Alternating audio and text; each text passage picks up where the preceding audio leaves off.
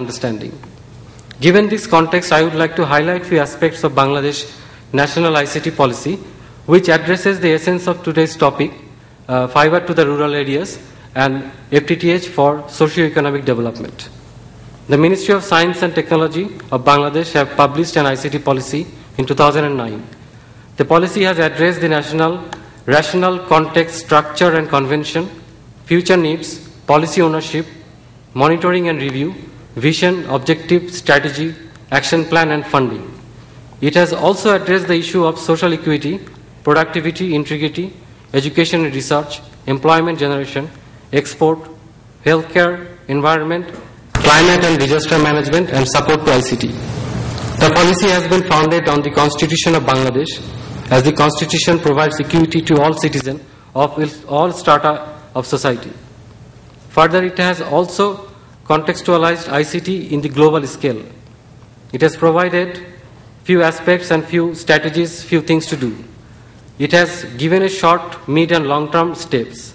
Given this, the policy seems to be very comprehensive. The issue of transparency and accountability is being also outlined in the policy.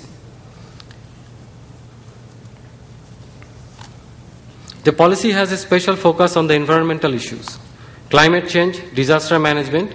In this regard, it has proposed to use green technology by means of ICT in all infrastructure development of the sector. Summit's participation in the lighting of rural Bangladesh is profoundly underway. Under Summit's involvement in the power sector, it is already providing electricity to more than 500,000 households in collaboration with the Rural Electrification Board of Bangladesh. Within next 2 years, we will provide electricity to more than 2 million households. We have taken this endeavor to lit up rural population with the power of knowledge very significantly. I am confident that this event will add value to our effort to connect the unconnected in our country and help build digital Bangladesh, inclusive of digital villages. Thank you once again for allowing us to experience this wonderful evening. Thank you very much.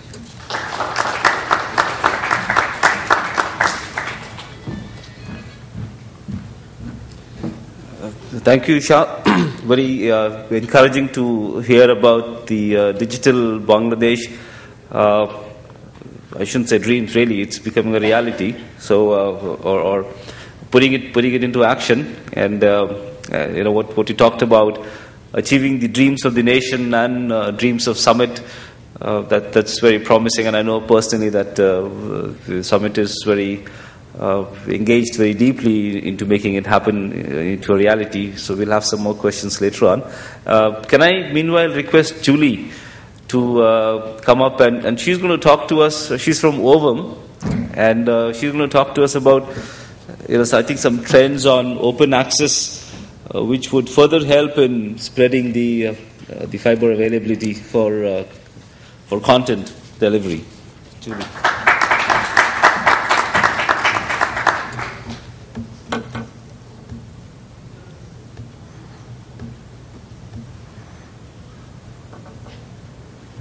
Thank you very much for the opportunity to present some data, some analysis that we've conducted at Ovum. As an analyst firm, we were approached by our customers, including carriers, system vendors, and component vendors, to take a step back and look at the actual shipments and deployments of central office equipment for FTTX and customer premise equipment for FTTX over time and by region. We were surprised by what we found as we began to dig deeper, and I want to share that analysis with you and how that led us to wonder and to consider if open access networks would have created some very different patterns in the countries that are furthest ahead or over time have deployed the most equipment to date.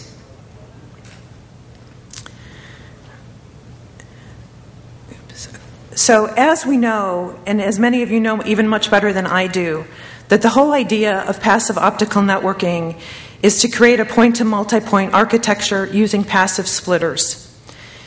Part of the idea behind the PON network is that it's more efficient, it uses less fiber, it uses less space in central offices, it's greener, it's only using passive components. and it just reduces the amount of equipment that one should need in a central office. In addition, it can even be lower OPEX with the use of passive components. Theoretically, we've heard much discussion over the years. If we go back even 10, 15 years, there has been numerous white papers, case studies, in theory, done about passive optical networking, the idea of being able to do 1 to 32 splits, 1 to 64 splits, 1 to 128 splits, possibly even 1 to 256 splits. Why are these so important? Because in many cases, the different split ratios between how many subscribers you could actually have on a PON port would significantly affect the case study, the return on investment behind the idea of doing an FTTX network. So we took a look at the actual data, and it made us then take a further step back and say, okay, what could be the differences causing build patterns to lead to different ratios? We labeled these the wave pattern and the central office blitz pattern. The wave pattern can happen when a carrier installs an FTTX network region by region. So, for example, perhaps NTT East, NTT West at times have done this, where they identified regions to go after first. They established the central office to support the FTTX network. They installed the OLT equipment, and then they very rapidly went out to the neighborhoods, to the subscribers supported by that central office, and brought subscribers onto the networks.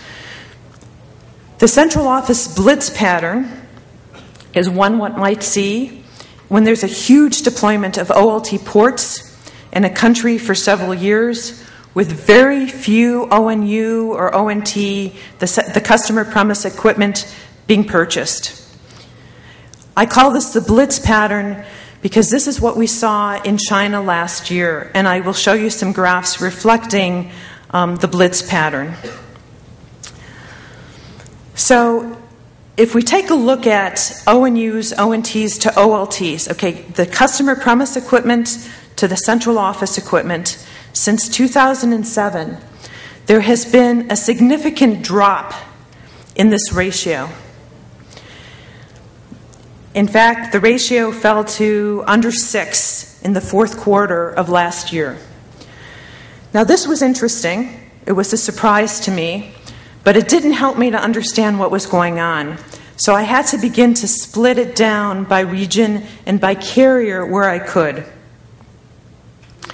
The first place I went to was Japan. We have the longest history of collecting data from Japan, and we know that the Japanese vendors have been very consistent in their reporting on a quarterly basis of equipment. We also have some understanding of how NTT in particular deploys and uses splitters, how they may first put in a 1 to 8 splitter and then divide that fiber again 1 by 4 so that you can end up with a 1 by 32.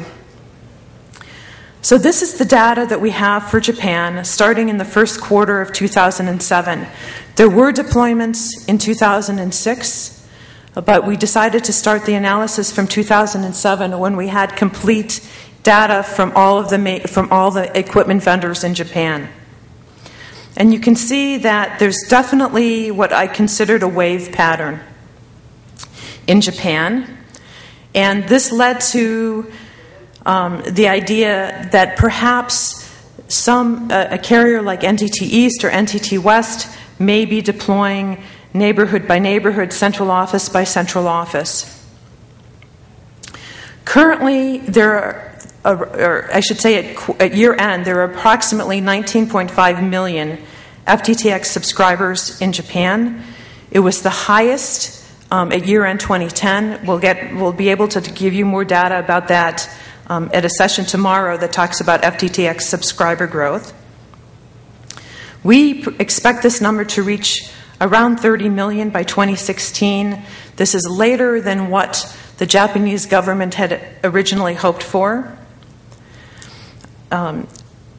It's difficult for us to know with any predictability if we'll see in 2011 a rise back up to 32 for a year, and then it'll come back down again. Will it go up again? We really can't predict the shipment ratios that well. But I think it's interesting to note that even in a country like Japan, which approached FTTX in a very rational, consistent, planned basis, it makes it very hard for equipment vendors and component vendors to know how to prepare for production when you have a wide variation in these ratios. Then I took a look at Korea. Korea has never been higher than a ratio of 6. Now, I was very surprised by this, and it's even gone down to under 3. We did this on an annual basis because of the consistency of our data. We felt that we were quite confident in our data, and we looked at EPON only because we had EPON data for the longest range of time. We also took a look at our subscriber growth forecast for Korea, and we'll get more into this tomorrow, but we expect the low ratio of ONUs, ONTs to OLTs to increase as more subscribers are brought onto the FTTX networks.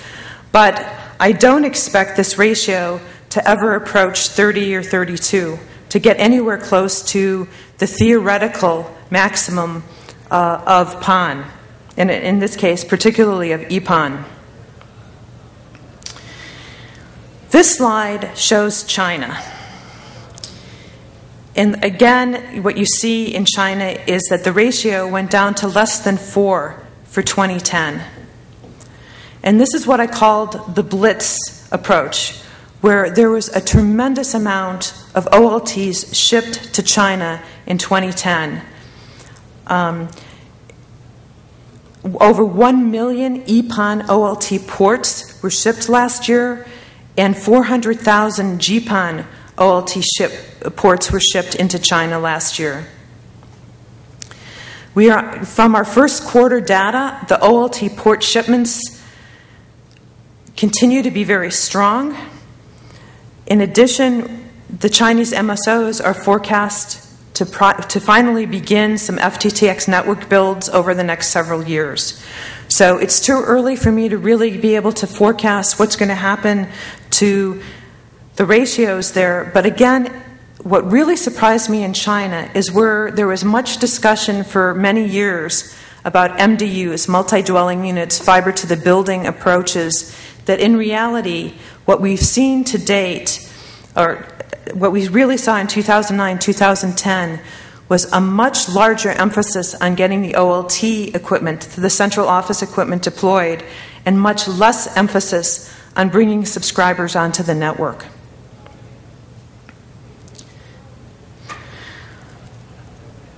Oops. Okay, so then I said, let's take a look at Verizon. Why Verizon? Because Verizon publicly announced ahead of time how they were going to deploy FTTX in the United States. They had selected regions. Within those regions, they selected neighborhoods.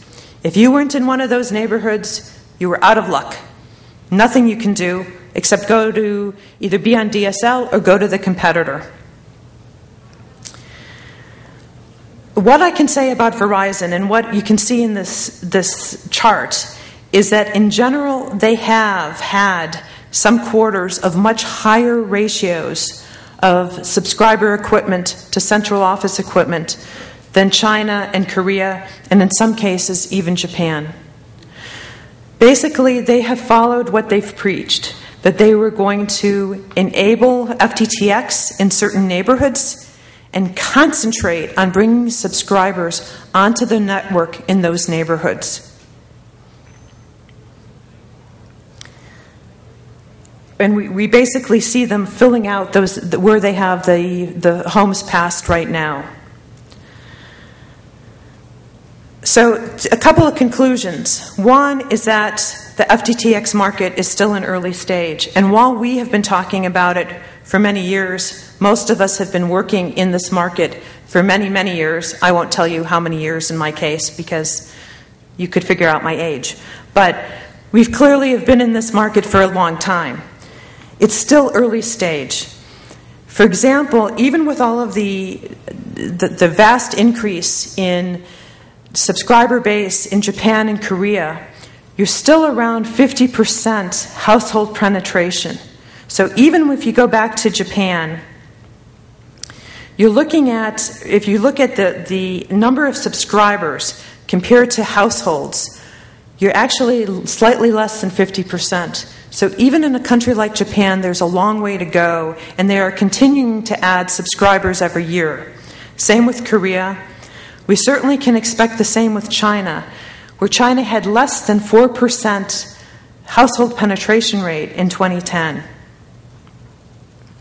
So one conclusion, early stage. Second conclusion, and unless my customers, the carriers, vendors, and component vendors tell me differently, I find it very difficult to predict future shipment data forecasts based on the past ratios. Okay, so how to tie this into the idea of open networks, open access networks?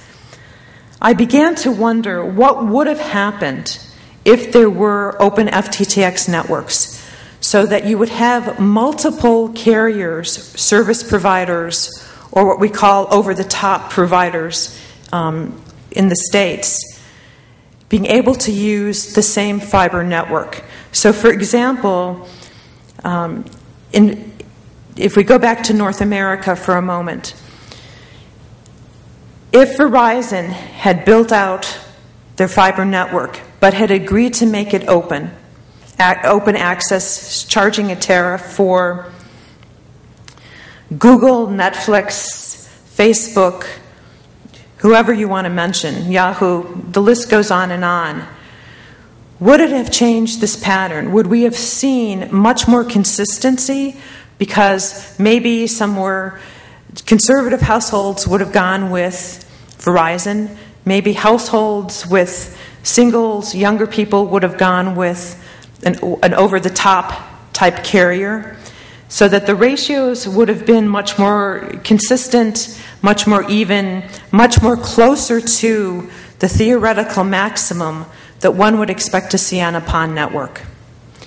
I don't know. It's all theory, because most of the networks that we collect data for in Japan, Korea, China, North America, South America, Russia, have not yet gone to open access models. So over time, I'll be able to come back and tell you if we finally have an example of an open access net model to research and to follow over several years, if those patterns, if the ratios are changing.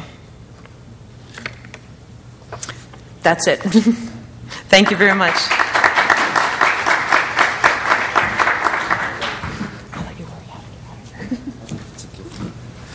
Thanks, Julie. And I can tell you she's been doing this only for 16 years. Before we get down to having a panel discussion, I would request Kuldeep Koilji to, of course, we've heard a lot from him, extremely interesting and comprehensive presentation, we were privy to. But still, I would just like Golsap to just tell us a little bit, for the sake of the audience, about India's commitment in, we are seeing, everybody's talking about a lot that is happening in fiber. Why is India not there? And sort of all of us know that we are falling behind, 1% internet penetration, and and we are still talking about 256 kbps going to 512, and the world is talking about 100 mbps. What is happening? So just to hear from you, what is the India's commitment in terms of your initiatives that you have taken about 800,000 home pilot project, about USO fund money to be committed to fiber? Quickly, very briefly, without the aid of a PowerPoint, which we did not give you time for. Please.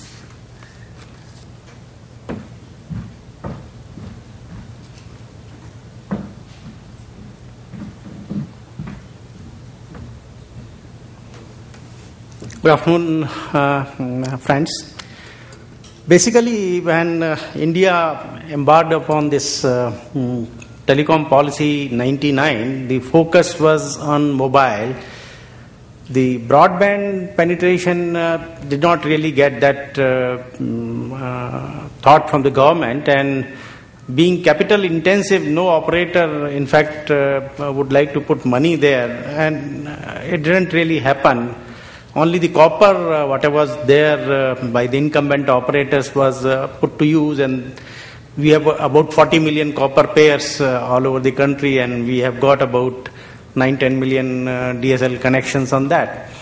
Of course, new policy which is being framed now, a new telecom policy is in making, which should be out in a couple of months or by the end of this 2011.